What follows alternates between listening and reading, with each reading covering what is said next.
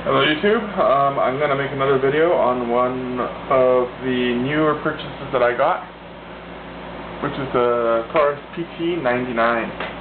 I traded this for a Glock 17. I don't think I posted my Glock 17 video up, but I had one. I had a Glock 21 as well, and I ended up selling those both because I couldn't get used to that grip angle. Tend to shoot a little bit higher, so I ended up getting a pt99, and I was actually in the market for a Beretta 92 FS again. I had one, I sold it, and I kind of missed it, but someone offered me to trade for a taurus pt99 and added a little bit of cash on top, so I did my review, and I decided to pull the trigger on that. I shot a pt92 before, and I wasn't so impressed with it. Maybe it was because it was a range gun, but I did all the reviews, and it got great reviews, so I decided to trade it, and I'm actually very happy with it. The only difference between the pt92s and the pt99 is that target sight, the only main difference. So it's pretty much the same gun. A little bit of history on Taurus is that Taurus bought off the entire Beretta manufacturing in Brazil, and so they're using the same equipment to produce the PT series that Beretta used to produce the 92 FS, so it's pretty much an identical gun. The only a few differences is that I consider them improvements, is that frame-mounted safety and decocker. I prefer this a lot better opposed to the slide-mounted decocker and safety, which is a huge improvement. This is actually what sold me. I was going to hold off for a Beretta, but I ended up just getting the Taurus and giving it a try, since they're pretty much the identical guns. Now, people say it's a copy and it's a cheap knockoff. You can't really say that, because for those people that say that a Taurus pt99 or a 92 is just a copy of a Beretta 92 FS, then they also have to say Kimber's just a cheap knockoff of a Colt 1911. No, it's just a different manufacturer producing the same kind of gun. So, as a Beretta, as the 92 series are getting much more popular, there's going to be more companies that produce them. Same as the 1911s got very popular, and we see a lot more companies producing 1911s, which I'm a huge fan of. I actually prefer my Smith & Wesson 1911 over my Colt 1911, so with that being said, I'm giving this a fair shot. I would assume that the Beretta mags would fit in the pt99 92 series, but they don't. Oh, that's stainless steel. This is actually the older model, the Taurus pt99 SS. It says ASF here, but it's the SS line, which is a little bit different from the newer models. One is when you pull back that hammer, when you decock, it will not pop back up. There's no return spring for that, so you have to do that manually, which is not that big of a deal. The older versions of this, in the 80s, they didn't have a decocker, they only had the safety. Cocked and locked, this is very similar to those 1911 fans. I really like this feature, because now you're in single action all the time. You don't have to switch from double action to single action. So this, like the frame mounted safety and everything to do with that safety, is what sold me for the Taurus. So back to that, the 92 FS mags don't fit. There's only one reason why it doesn't fit. It's that mag catch. The mag catch is a little bit wider. So this is the Beretta 92 FS magazine. Like I said before, I had a Beretta 92 FS, and I had a lot of magazines, almost 30 mags for them. I sold 5 with the gun, and I sold 10 separately, have 15 left over. So I did a little bit of searching, and basically all you had to do was grind that up just a little bit, just so that the mag catch will go in. So if you look, this is going to be the stock Beretta 92 FS mag catch right there. And with the Taurus, it's just a slight bit bigger. All I had to do was, the bottom is pretty much the same. I did not grind any of the bottom. I grinded the top up just a little bit with my Dremel, and it worked out perfect. So now the 92 FS magazine, again, will now fit a Taurus perfectly. It'll hold back to the last round, it'll feed perfectly.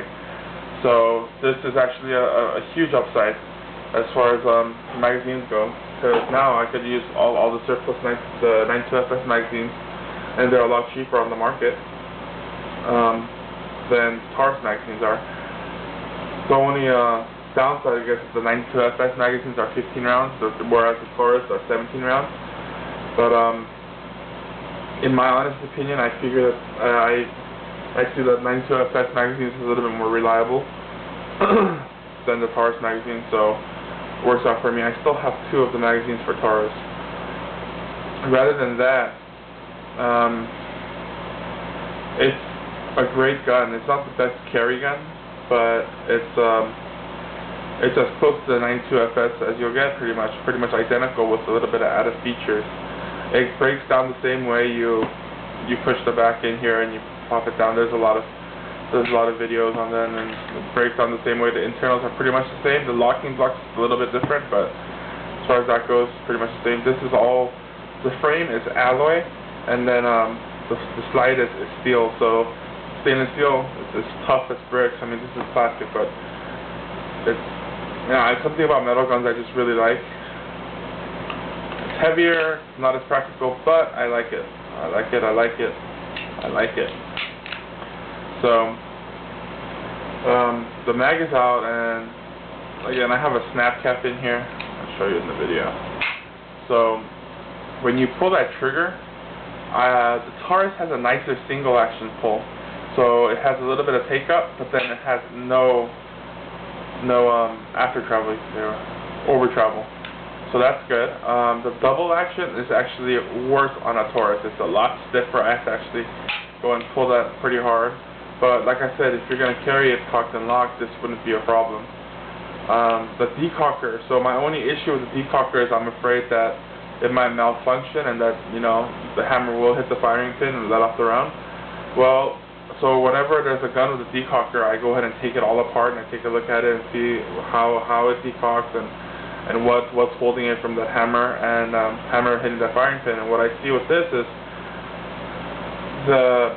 there's a half cock position, which this is in.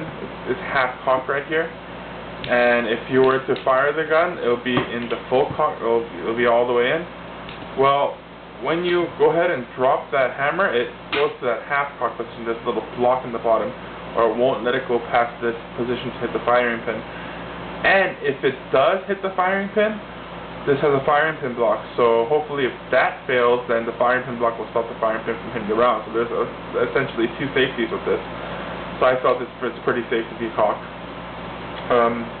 I'm doing a lot of dry fire practice with this because I don't have much trigger time on it. But I'm going to go ahead and put a couple thousand rounds down and see how well I can do. So my only issue with that is a double action trigger, but I'm pretty sure with that target size I could dial it in just right, and I could get it probably within 15 yards. I'll have like a half dollar size group just holding steady offhand. And so with my other pistols I could do that, so I have no reason why I can't do it with this one. I just need a little bit more trigger time. The trigger is a bit polished, so it's a little slippery and it's curved quite a bit. I don't have a problem with this, but I heard people do, and I don't see why, because even if it's curved, once you have it locked back, it's in the perfect position to pull that trigger. I don't know what else I can say. If you're looking for a Beretta 92FS and you're also considering a taurus, I would highly recommend the taurus as much as the 92FS.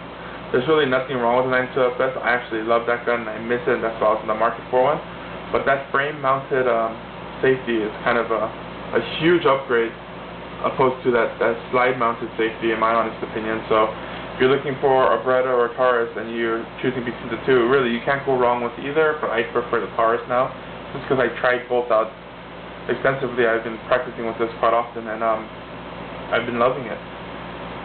Well, if you have any comments, please leave it below, and thank you for watching.